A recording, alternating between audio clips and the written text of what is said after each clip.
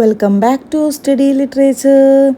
ഇന്നിവിടെ പറയാൻ പോകുന്നുള്ള ടോപ്പിക് എന്നുള്ളത് romantic comedy, comedy of manners, comedy of humours.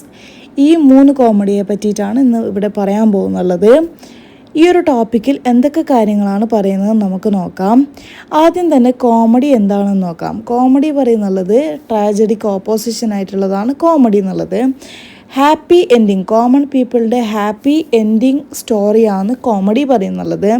Comedy of humours എന്നുള്ളത് ഈ ഒരു ഡ്രമാറ്റിക് കോമഡി ഫോക്കസ് ചെയ്തിട്ടുള്ളത് ക്യാരക്ടേഴ്സിനെയാണ്. അതുപോലെ തന്നെ കോമഡി ഓഫ് ഹ്യൂമേഴ്സിൻ്റെ ഫാദർ എന്നറിയപ്പെടുന്നുള്ളത് ബെൻ ജോൺസൺ എന്ന് പറയുന്നവരാണ്. ഇനി കോമഡി ഓഫ് മാനേഴ്സ് എടുത്ത് നോക്കുകയാണെങ്കിൽ ഇതൊരു റിയലിസ്റ്റിക് ആയിട്ടുള്ള അതുപോലെ തന്നെ സാറ്ററിക്കൽ ആക്ഷേപപരമായിട്ടുള്ള കോമഡിയാണ്. റീസ്റ്റോറേഷൻ പീരീഡിലെ റിയലിസ്റ്റിക്കും സാറ്ററിക്കലായിട്ടുള്ള കോമഡിയാണ് ഈ ഒരു കോമഡി ഓഫ് മാനേഴ്സ് എന്നുള്ളത്. ഇതിൻ്റെ ഫാദർ എന്നറിയപ്പെടുന്നുള്ളത്, കോമഡി ഓഫ് മാനേഴ്സിൻ്റെ ഫാദർ എന്നറിയപ്പെടുന്നുള്ളത് വില്യം കോൺഗ്രീവ് എന്ന വ്യക്തിയാണ്.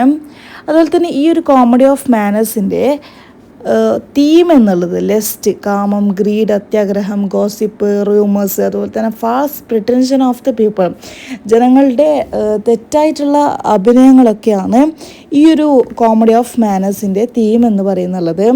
അപ്പം ഈ ഒരു കോമഡി ഓഫ് ഹ്യൂമേഴ്സിൻ്റെ ഫാദർ എന്നുള്ളത് ബെൻ ജോൺസണും അതുപോലെ തന്നെ father of comedy of manner William കോൺഗ്രീവാണ്. ഇനി നമുക്ക് നെക്സ്റ്റ് റൊമാൻറ്റിക് കോമഡി എന്താണെന്ന് നോക്കാം.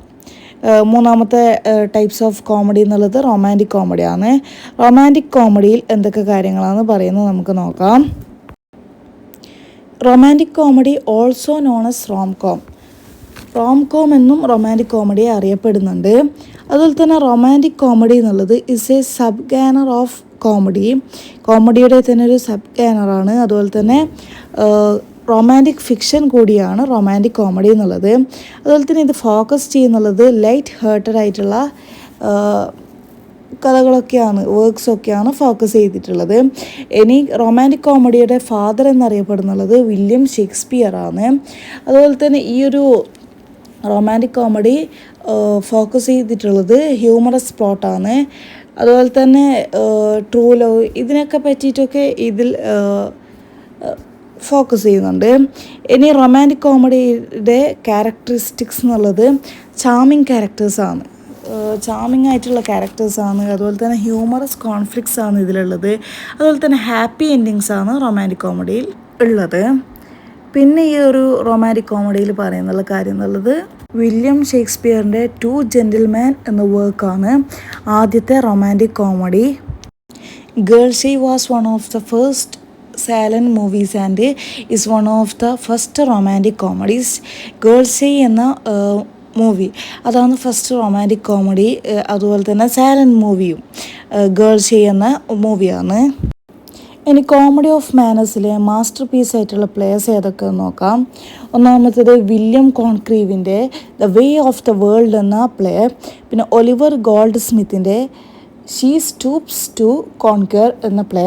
അതുപോലെ തന്നെ റിച്ചാർഡ് ബ്രിൻസ്ലി ഷെറിഡൻ്റെ the rivals, the school for scandal എന്നീ 2 പ്ലേസ്. പിന്നെ first comedy of manners play എന്നുള്ളത് വില്യം ഷേക്സ്പിയറിൻ്റെ മച്ച് അഡോ എബൌട്ട് നത്തിങ് എന്ന പ്ലേ ആണ്. ഇനി കോമഡി ഓഫ് ഹ്യൂമേഴ്സിൽ 3 യൂണിറ്റീസ് ഉണ്ട്. അത് ഏതൊക്കെയാണെന്ന് വെച്ചാൽ unity of place, unity of time and also unity of action.